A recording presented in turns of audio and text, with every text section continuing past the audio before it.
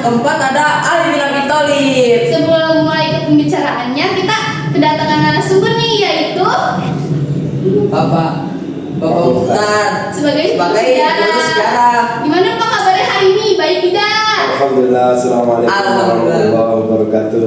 Waalaikumsalam warahmatullahi wabarakatuh. Nah, langsung aja kita masuk ke pembicaraannya ya. Yang pertama itu ada Abu Bakar As-Siddiq. Apa sih keutamaan dari beliau tuh Pak? Siapa nih? Abu Dari Bakar Abu Bakar As-Siddiq. Siddiq. Abu Bakar As-Siddiq. Baik. Anak-anakku semua, tentang 4 pilar perjuangan Nabi Muhammad SAW. Ada 4 pilar, yaitu yang dibantu oleh sahabat-sahabat beliau. Pertama adalah Abu Bakar As-Siddiq, yang kedua adalah Umar bin Khattab, yang ketiga adalah Utsman bin Affan, yang keempat adalah Ali bin Abi Thalib. Nah, sahabat yang pertama yang tadi ditanyakan oleh siapa tadi? Askia, tentang apa sih keutamaannya dari Abu Bakar As-Siddiq, kenapa dia ditempatkan di sahabat yang pertama. Ya.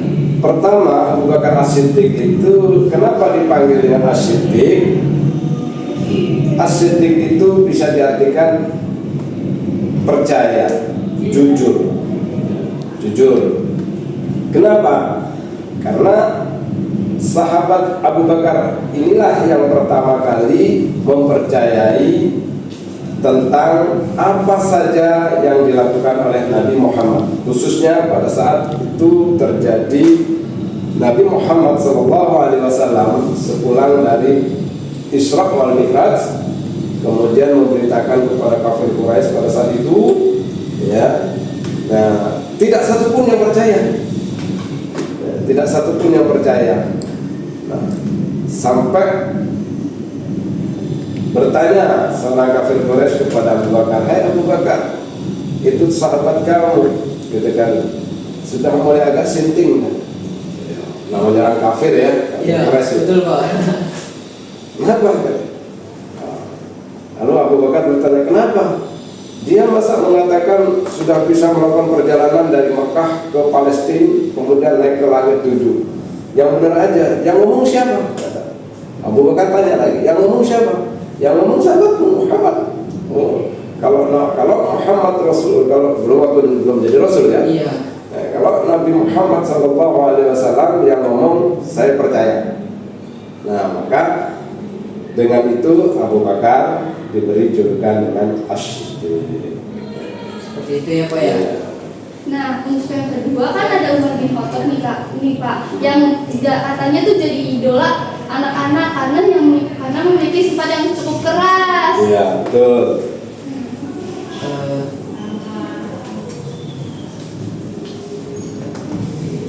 Ya, iya memang Umar bin Khattab keras. Sifat kerasnya tuh seperti apa ya itu ya Pak? Oh iya, begini. Memang ada kontradiksi seolah-olah ada kontradiksi antara Sayyidina Abu Bakar As-Siddiq dengan Sayyidina Umar bin Khattab. Karena apa? Perbedaan karakternya, ya kan? Seperti apa Umar bin Khattab? Umar bin Khattab itu dari muda orangnya keras. Ada dua generasi muda pada saat itu di zaman kafir Quraisy. Satu ada namanya Hamzah, pamannya Nabi Muhammad sendiri. Kemudian ada Umar bin Khattab. Nah, dua-duanya ini adalah pemuda yang hebat pada saat itu, ya. Dua-duanya ini gemar berburu. Dua-duanya gemar jawara, istilahnya dalam kalau bahasa kampung kita ya. Iya. Dia adalah seorang jawara di pasar ukas gitu ya, antara Hamzah dan Umar. Tapi kalau setiap lomba atau tanding gulat itu Umar selalu menang dan memang tenaganya kuat. Dan dua-duanya ini antara Hamzah dan Umar itu sedang berburu.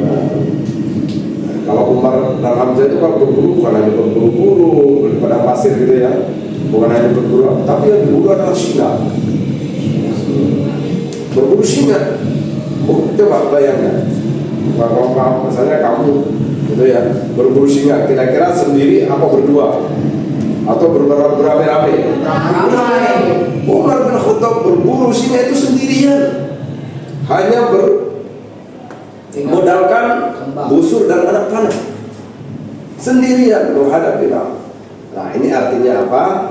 Artinya Umar bin Khattab itu memang dari mudanya memang orangnya keras, pemberani, gitu ya. Maka disebut dengan Al-Faruq. Boleh tahu Pak singanya itu diburu buat apa? Sungainya dibunuh. Diburu buat apa? Diburu ya. Gembarnya anak-anak muda pada saat itu ya, namanya hidupnya di padang pasir, singa diburu ya dimakan. Kan pada saat itu kan memang belum tahu halal haram. Ya, segala macam dimakan. Namanya itu zaman Patra. Zaman Patra itu belum disebut dengan zaman kebebasan, apa saja boleh. Tidak dicatat, melakukan kesalahan tidak dicatat, melakukan kebaikan juga tidak dicatat. Jadi zaman itu kayak bebas banget gitu. Bebas, namanya zaman kebebasan, tidak ada hukum. Tapi walaupun tidak ada hukum, orang kafir Quraisy sudah tetap memegang hukum, gitu ya. Nah, hukum-hukum yang tetap masih dipegang berdasarkan tradisi. Misalnya hukum pernikahan itu tidak dihapus, tetap kalau dia mau menikah tetap, walaupun di sana itu orang-orang kafir Quraisy itu pada saat itu sudah kehilangan akalnya sehingga disebut dengan orang-orang yang jahil, bodoh, ya, jahiliyah gitu ya. Karena apa? Hilang akalnya, dia tidak bisa membedakan mana yang yang mana yang baik, mana yang buruk. Bukan mana yang benar, mana yang salah, tapi mana yang baik, mana yang buruk. Pak, saya pernah dengar seperti ini, kayak Umar itu dulunya itu sebagai preman atau gimana ya Pak ya? Iya, preman. Ya bukan preman. Ya memang jawara, di sana itu jawara, nggak ada istilah preman. Hampir di sana itu kan memang orang ada jawara itu nggak ada. Kalau sekarang mungkin dibilang preman ya. Kalau preman itu kan dia bisa merebut harta orang, itu enggak, gitu ya. Jawara enggak. Jadi jawara dia tetap kesatria orangnya. Kalau misalnya dia salah ya bilang salah. Umar itu kalau mengatakan kalau salah ya salah, kalau benar ya benar, gitu. Cuman pada saat itu belum tahu baik dan buruk. Iya. Nah, gitu ya, baik dan buruk. Yang kedua, bodohnya lagi pada saat itu dia nggak tahu bahwa Tuhannya siapa, gitu. Berarti suaranya benar-benar lantang di saat itu ya Pak ya? Lantang suaranya. Umar itu bahasanya nggak pernah lembut. Oke. Nah, ada yang bilang juga katanya Utsman bin Affan tuh paling pemalu sama paling dermawan nih Pak. Bener nggak tuh? Ya, nah kalau Utsman ini kan dari keluarga orang-orang bisnismen. Crazy rich gitu. Crazy rich, bisnismen kan. Nah, kalau anak ya misalnya keluar dari lingkungan orang-orang yang pebisnis, ya orang yang berada, itu beda. Ya, biasa hidup di zona nyaman, ya segala macam ada gitu kan ya. Nah, dari keluarga yang pebisnis, dari golongan Umayyah,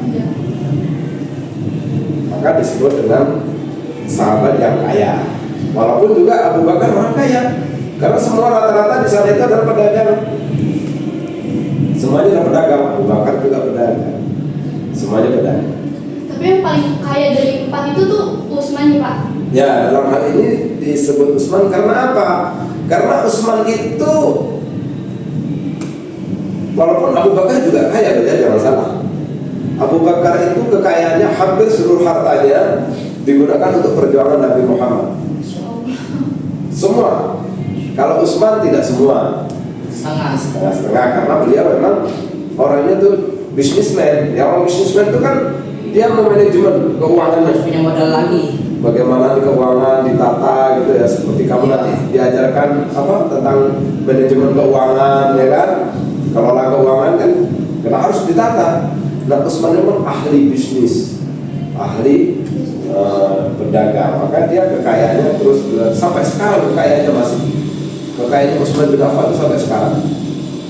Sampai ada kayak ini apa ya? Apa kayak sumur punya Ya, sendiri. beliau itu membeli sumur dari orang Yahudi untuk apa? Untuk membantu sahabat pada saat perang Tabuk pada saat itu. Masya Allah sekali ya, berarti berapa sekali. Dan sekarang itu hasil infaknya itu, hasil investasinya itu masih digunakan untuk kegiatan sosial. Maka kekayaannya Utsman bin Affan itu kalau dihitung rekeningnya sampai sekarang itu masih ada atas nama Utsman bin Affan. Gak pernah habis-habis. Gak habis. Tapi yang memegang semua itu dari keturunannya atau gimana? Dari Pak? Baitullah.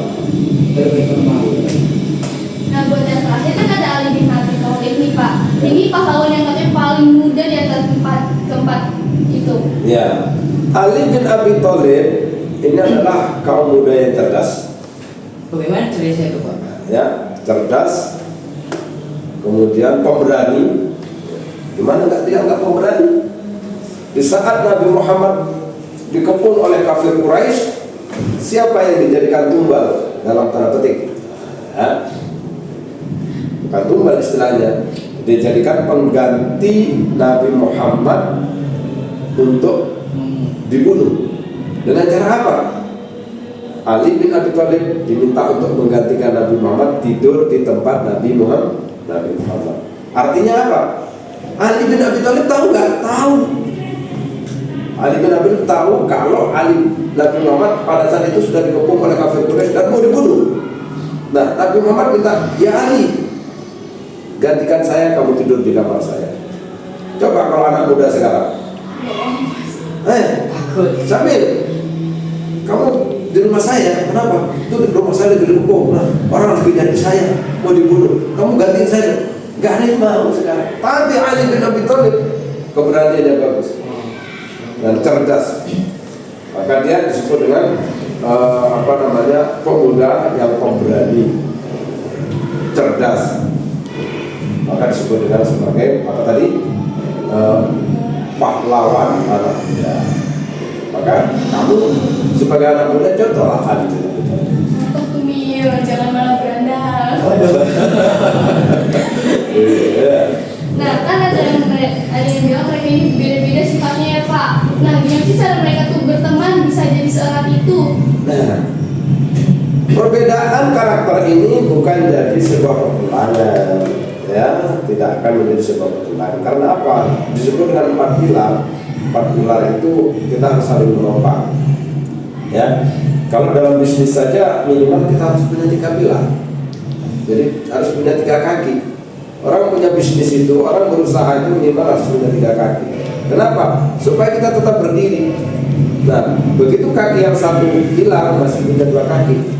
Nah, di saat kita menjalankan 2 kaki, segera kita mencari kaki yang satu supaya kita tetap berdiri. Nah, misalnya tripod ini, tripod yang dipakai oleh kru-kru kita itu kakinya berapa? 3. Maka harus ada 3 pilar. Nah, ini bukan hanya 3, 4 pilar. Nah, 4 pilar itu sudah sempurna ya. Seperti Ka'bah itu ada 4 sujud. Kenapa ada 4 pilar? Satu itu saling melengkapi. Maka kalau kita mengikuti Abu Bakar itu orangnya lembut, bijaksana, tidak mudah marah-marah, tapi tegas. Dan imannya paling tinggi mungkin di antara 3 sahabat, Abu Bakar yang paling tinggi. Kenapa? Karena Abu Bakar ini sahabat Nabi dari kecil. Sahabat Nabi dari kecil dan usianya saja hanya terpaut 2 tahun dengan Nabi Muhammad. Nah, dia bijaksana, gitu ya. Nah kalau cuma hanya bijaksana, maka butuh keberanian, butuh orang yang tegas, cepat mengambil keputusan. Siapa? Umar bin Khattab. Ya. Nah Umar bin Khattab benar tegas orangnya. Kalau dia benar, salah, maka disebut dengan Al-Faruq. Yang disebut dengan sang pembeda.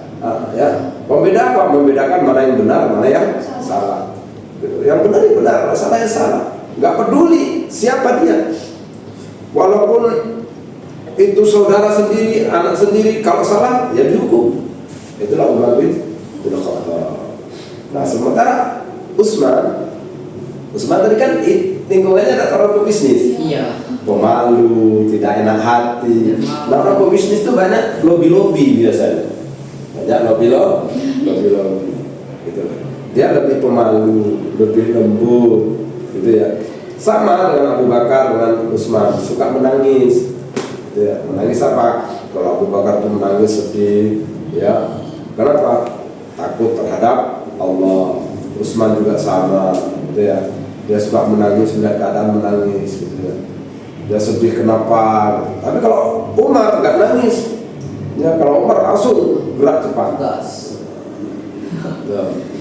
Nah, sementara Ali bin Abi Thalib ini anak muda. Biasanya anak muda itu lebih kritis, benar kan? Benar. Ya, lebih kritis ya kan? Kritis, ya nggak puasan gitu ya? Iya, Nggak puasan. betul sekali. Banyak tanya biasanya anak muda ya kan? Penasaran sekali. Tahunya Banyak. ya itu anak muda. Maka cerdasnya di situ. Maka 4 pilar itu memang harus bersatu. Pertama, butuh kita orang kaya. Dalam membangun bangsa, kita butuh orang kaya. Maka bangsa ini bisa maju kalau orang kayanya seperti Utsman bin Affan. Banyak menyumbangkan. Bahkan Utsman bin Affan itu pada saat perang itu sempat menyumbangkan 1000 onta untuk prajurit. Menyumbangkan 70 ekor kuda untuk prajurit. Kalau kuda itu sekarang alter gitu. Bahkan 1000 dinar gitu ya, untuk perjuangan perang. Nah, kalau misalnya di negara kita ini orang-orang kayaknya seperti Utsman bin Affan, kita nggak bakalan kesusahan, makmur. Kemudian orang tuanya seperti Abu Bakar, bijaksana, tidak mudah marah-marah. Orang tua kok marah-marah? Aduh. Siapa tuh? Harus bijaksana, ya. Harus bijaksana, mengayomi gitu ya. Nah, maka perlu. Kemudian ada juga yang harus tegas. Apa? Seperti Umar bin Khattab. Maka keamanan itu seperti Umar bin Khattab, tegas. Yang benar ya benar, yang salah ya salah. Jangan salah dibenarkan. Sekarang kan enggak, ya. Salah kadang dibenarkan. Pengamanan ini nggak bisa.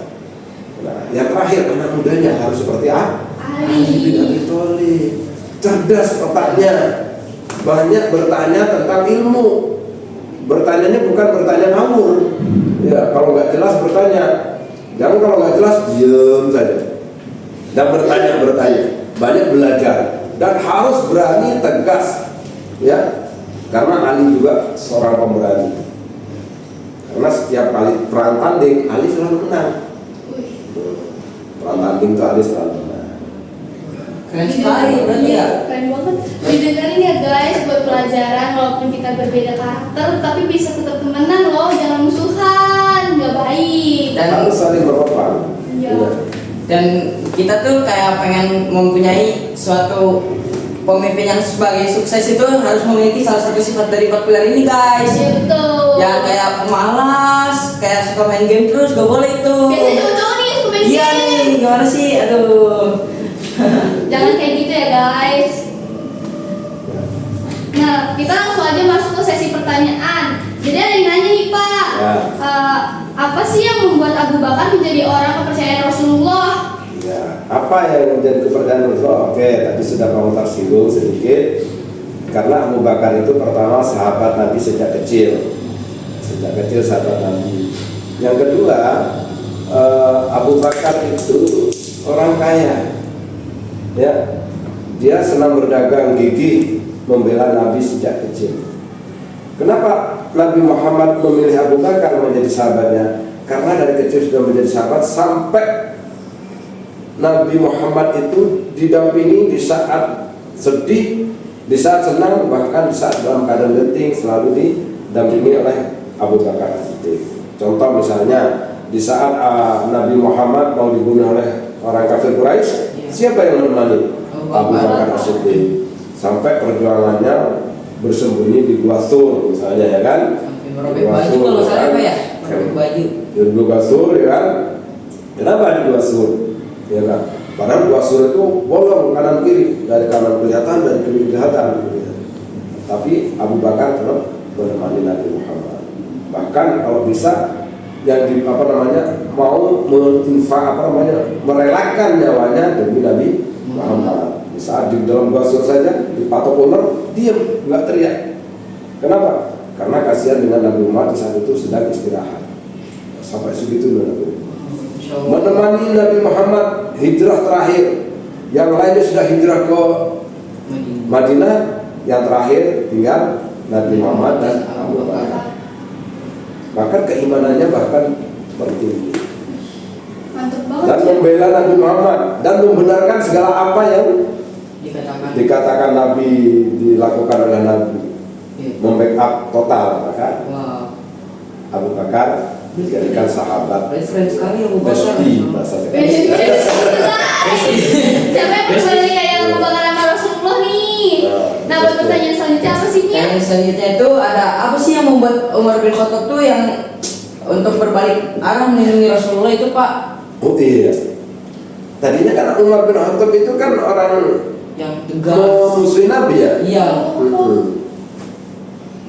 Kayak membenci Nabi. Bahkan Umar bin Khattab itu waktu masih kafir sangat benci sekali. Tapi Umar bin Khattab itu orang cerdas loh. Dia cerdas, sastranya bagus. Dia ngerti sastra walaupun nggak bisa, kalau bersyair-syair terlalu banyak dia nggak suka. Ya. Dia ngerti bahasa. Suatu saat kenapa? Berbalik ceritanya begini. Di saat Umar bin Khattab itu ingin membunuh Nabi Muhammad, ya, dia enak dengan Nabi Muhammad pada saat itu, ya kan? Karena tambah lama tambah kesini umat Islam itu tambah banyak. Tambah kesini umat Islam itu tambah banyak. Umar bin Khattab ini lah. Umar bin Khattab udah ingin membunuh Nabi Muhammad. Masa ya gak ada yang berani membunuh Nabi Muhammad? Jawara kan? Jawara. Nah, di saat mau membunuh Nabi Muhammad ketemu seseorang. Ya Umar, kamu mau kemana? Saya mau ke rumahnya, saya mau ke Muhammad. Maaf, gitu kan. Untuk apa? Saya ingin membunuh Nabi Muhammad. Kenapa? Karena sekarang banyak orang-orang kafir, orang-orang kita, orang Quraisy sudah pada masuk Islam semua. Gara-gara Muhammad, orang sudah pindah dari agama kita yang menyembah berhala masuk ke agamanya Muhammad. Apa katanya? Kamu gak usah ke Muhammad. Kenapa? Kamu ke rumah adikmu dulu deh katanya. Kenapa? Adikmu saja sudah masuk Islam. Marah Umar. Adiknya Umar itu namanya Fatimah binti Khattab. Wah, nggak jadi ke rumahnya, nggak jadi ke kanjeng Nabi, ke rumahnya adiknya. Nah, singkat cerita, di situ adiknya digampar, suaminya juga digampar. Kenapa? Digampar. Di saat digampar, dengar-dengar kamu sudah masuk Islam. Ya kenapa? Nah, pada saat itu adiknya sedang memegang lembaran suhuf mushaf. Apa itu yang kamu pegang? Sini. Nah, Umar kan orang pintar, orang sekolahan. Iya. Orang sekolahan orang pintar kan? Pintar. Orang sekolahan, ya kan? Pintar. Sini, apa yang kamu pegang? Nggak boleh. Malah dihatik. Jangan. Kamu orangnya najis. Najis kan belum Islam. Oh, nggak boleh megang Quran. Akhirnya dibacakan tentang surat Toha. Singkat cerita, Nabi Umar itu paham. Orang yang belum masuk Islam, Umar orang kafir, itu ngerti dengan isi Al-Quran. Dia ngerti dengan isi Al-Quran. Maka itu tadi dia ngerti mana yang benar, Mana yang salah. Oh, ini bukan kitab main-main ini. Ini benar ini. Dia maka disebut dengan Al-Faruq itu. Dia tahu mana yang benar, mana yang salah. Gitu. Akhirnya ya sudah. Ada cerita-cerita luluhlah Umar bin Khattab. Akhirnya minta tunjukkan di mana Nabi Muhammad, di mana Muhammad berada, gitu kan? Dilarang. Kalau kamu bunuh Muhammad, bunuh saya. Enggak, pokoknya tunjukkan. Akhirnya datanglah ke sana. Akhirnya dia masuk gara-gara siapa? Gara-gara adiknya. Tapi apa karena adiknya? Karena Umar orang cerdas. Dia bisa membedakan mana kalimat yang benar, mana kalimat yang salah. Itulah disebut dengan Al-Faruq. Berarti sampai saking bencinya sekali Umar tuh kena Muhammad tuh sampai gak pernah adiknya. Iya loh. Dan akhirnya pun masuk Islam juga dia. Nah, buat pertanyaan selanjutnya ini tentang Utsman bin Affan nih Pak. Katanya apa yang membuat Utsman bin Affan dikenal sebagai sahabat yang paling kaya? Iya, ya tadi ya, Utsman bin Affan itu sahabat paling kaya. Satu, tadi dikatakan karena dia memang dari keluarga kaya raya memang, keluarga bisnis. Siapa pada saat itu? Dia keluarganya dari keluarga Umayyah. Keluarga Umayyah itu pedagang, bisnismen. Termasuk dia orang-orang bangsawan yang nantinya dia juga akan masuk, terasnya nanti dia akan mendirikan melanjutkan pemerintahan setelah nanti Khulafaur Rasyidin itu nanti yang melanjutkan adalah keluarga Utsman yang disebut dengan Umayyah. Disebut dengan Umayyah. Kemudian kaya rayanya kenapa? Ya karena dia kaya raya, tadi sudah Pak Mukhtar sampaikan. Kekayaannya itu dia mau menyumbangkan, suka berinfak, ya kan? Bahkan sampai membantu biaya peperangan tadi, membantu 1000 onta. Kalau 1000 onta sekarang apa ya? 1000 tank gitu ya. 1000 tank kalau sekarang ya. Kalau zaman dulu kan nggak ada tank, adanya onta, kuda. Kendaraan paling cepat kan kuda. Oke, adanya. Kemudian 70 kuda. Biayai berapa? 1000 dinar. 1000 dinar berapa? 1 dinar aja sekarang 4 gram. Ya, coba sekarang 1 dinar itu 4 gram emas. 1 gramnya sekarang emas berapa? 3 juta. 3 jutaan. 3 juta. Kalau 4 juta berapa? Bisa 12 jutaan lebih. Ya, 12 juta kali 1000. Wah. Hitung sendiri dah. Itu berapa? Ada nggak sekarang yang membantu orang kaya seperti itu? Belum ada. Belum ada sampai sekarang ya Pak. Cuma disebut dengan sahabat yang paling kaya. Ada nih Pak pertanyaan terakhir dari yang bertanya, kenapa sih Pak Ali bin Abi Thalib itu disebut sama Rasulullah itu sebagai pintu ilmu? Kenapa itu Pak? Ali bin Abi Thalib itu kebetulan sahabat Nabi yang paling muda dan masuk paling dekat dengan keluarga Nabi. Kenapa? Hubungannya adalah ponakan. Hubungannya adalah keponakan. Kalau orang kita itu Sayyidina Ali itu seharusnya manggil Kanjeng Nabi Muhammad itu adalah apa? Kakak. Kenapa? Karena Sayyidina Ali itu anak dari pamannya Nabi Muhammad, anak paman Nabi Muhammad, ya, jadi keponakan, kakak, adik keponakan. Nah, kemudian yang kedua, anak ini Sayyidina Ali itu memang pemuda yang cerdas. Ya, saking dekat dengan Nabi Muhammad, sahabat yang paling berani bertanya Sayyidina Ali. Kalau ada apa-apa nggak jelas, yang bertanya Sayyidina Ali. Maka sahabat yang paling tahu dengan isi Al-Quran setelah Nabi Muhammad adalah Sayyidina Ali. Sahabat yang paling mengerti tentang ilmu fikih Sayyidina Ali. Karena apa? Anak muda yang sering bertanya, kalau nggak ngerti pasti cerdas. Seperti itu ya Pak. Iya, pasti cerdas. Maka Nabi mengatakan, kalau kamu ingin bertanya ilmu, tanyalah kepada Ali. Karena apa? Ali itu adalah pintunya ilmu, dan ilmu itu sendiri adalah Nabi Muhammad.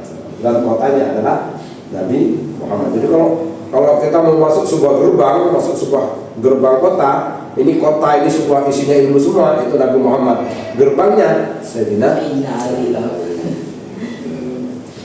Wah, nggak kerasa ya sekarang udah di pucuk acara. Tapi semuanya tuh kayak singkat banget tapi kayak jelas banget gitu ya di hati. Ya, tersentuh. Iya, apalagi dengan cerita tentang sahabat mereka gitu kan, cara pertemanan mereka kayak gitu. Kayak kalian harus ikutin juga ya guys di rumah, di sekolah. Betul sekali tuh, nggak boleh sampai kayak bermalas-malasan. Dan kita juga ingin mengucapkan terima kasih kepada Bapak Sama-sama. yang Ya. sudah meluangkan waktu Baik, di sini. ya, sama-sama. Oke sahabat Al-Jihad, sekilas dari kita tentang 4 pilar perjuangan Rasulullah. Sampai bertemu besok Tati.